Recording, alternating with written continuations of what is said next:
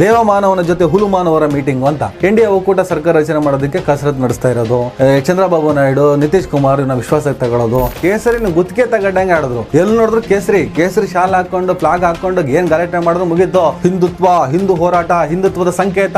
ಆದ್ರೆ NDA ಒಕ್ಕೂಟದ ಈ ಸಭೆಯಲ್ಲಿ ನರೇಂದ್ರ ಮೋದಿ ಅವರಾಗ್ಲಿ, ಅಮಿತ್ ಶಾ ಆಗ್ಲಿ, ನಡ್ಡಾ ಆಗ್ಲಿ, ಇವ್ರು ಯಾರು ಕೂಡ ಕೇಸರಿಯ ಒಂದು ಶಾಲನ್ನು ಹಾಕಿಲ್ಲ, ಕೇಸರಿಯ ಒಂದು ಪೆನ್ ಇಟ್ಕೊಂಡಿಲ್ಲ, ಕೇಸರಿಯ ಒಂದು ಬಾರ್ಡರ್ ಕೂಡ ಬರುವಂತ ಒಂದು ಬಟ್ಟೆಯನ್ನು ಹಾಕೊಂಡಿಲ್ಲ. ಇಡೀ ಫ್ರೇಮ್ ಅಲ್ಲಿ, ಇಡೀ ಫೋಟೋದಲ್ಲಿ ಎಲ್ಲೂ ಕೂಡ ಕೇಸರಿ ಇಲ್ಲ.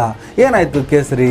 ಸಿಂಗಲ್ ಮೆಜಾರಿಟಿ ಬಂದಾಗ, ತಮ್ಮ ಹಠ ಸಾಧನೆಗೆ ಇವರು ಮುನ್ನುಗ್ಗಿ ಹೋಗ್ತಾ ಇದ್ದಾಗ, ತಮ್ಮ ಉದ್ದೇಶಕ್ಕೆ ನಿರಂಕುಶವಾದಂತಹ ಆಡಳಿತಕ್ಕೆ ಯಾರ ಅಡೆತಡೆಯೂ ಇಲ್ಲದಿದ್ದಾಗ ಕೇಸರಿ ಕೇಸರಿ ಕೇಸರಿ ಹಿಂದುತ್ವದ ಸಂಕೇತ, ಹಿಂದುತ್ವದ ಅಸ್ಮಿತೆ, ಹಿಂದುತ್ವ, ಹಿಂದೂ ರಾಷ್ಟ್ರ, ಮಿಕ್ಕವರೆಲ್ಲ ಹಾಳಾಗಿ ಹೋಗ್ಲಿ. ಸಿಂಗಲ್ ಮೆಜಾರಿಟಿ ಏನಾದ್ರೂ ಬಿಜೆಪಿ ಏನಾದ್ರೂ ಪಡ್ಕೊಂಡಿದ್ದಿದ್ರೆ 300 ಪಾರಾಗಿದ್ರು ಕೂಡ 100% ಸಂಪೂರ್ಣಂ ಕೇಸರಿ ಮಯಂ ಹಾಗೆ ಆಗ್ತಿತ್ತು. 100% ಕೇಸರಿಯಲ್ಲಿ ಮಿಂಚ್ತಾ ಇದ್ರು.